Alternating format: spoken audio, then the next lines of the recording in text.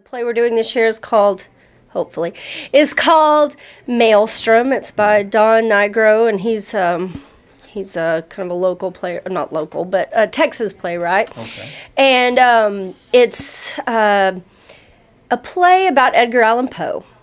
And Edgar Allan Poe's kind of last days on Earth, and there was a lot of weird things he did when he died, and kind of nobody's ever really figured out what he was doing, where he was, and what he was doing, talking about when he was talking. And so this is kind of an imagining of that, about what it might be, and kind of his last hallucinations, and him remembering some different parts of his life. It's kind of abstract. We have a little bit of this memory, a little bit of that memory.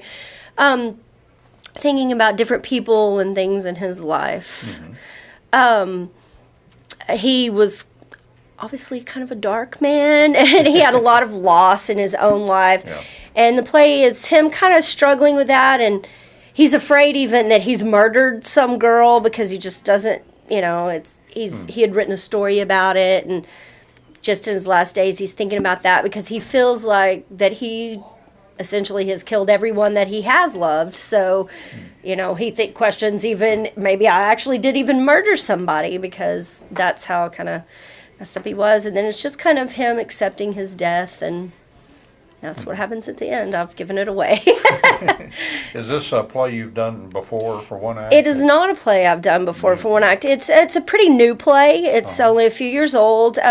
It's been done for one act before, not by me, but I've seen it at the state competition before. So it's a Does it it's play a pretty well good in your mind? Yes. It's great. It's kind of an ensemble cast. Obviously, Poe is pretty an important character, but there's lots of other people on stage, and it's very theatrical piece, and lots of creativity can be added to it, and lots of uniqueness from cast to cast and from actor to actor in it. So it's dark, like I say, obviously, because it's about Poe and his death and all that, but there's a lot of humor in it too, a lot of kind of dark humor, obviously, but a lot of humor in it too, so it gives the cast a lot to work with that way.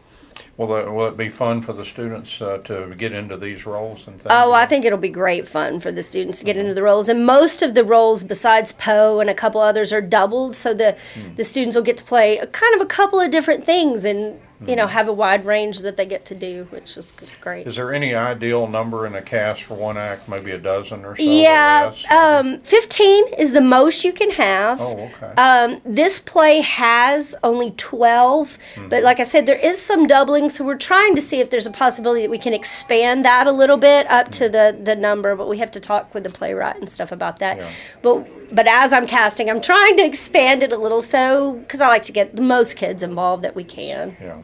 And there's always some opportunities behind the scenes. Those people are key for any production. Yes.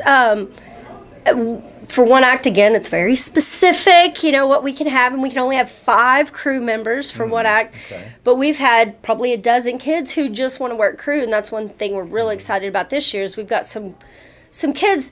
A lot of times the crew ends up being actors who didn't get a part, and they're not always, the most excited crew members you can get. But this year we have some actual people who want to work crew and are doing a really great job with it. So I'm pretty excited about that. What do you do for a set on this one?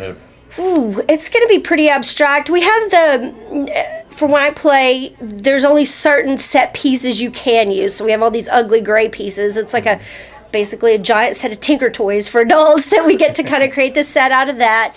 And we're going to also use some ladders in there, and lighting will be real big with our set. So it's my understanding, I guess, when you're on the clock, you have certain, like 40 minutes or something, or maybe 50. I can't remember the time limit.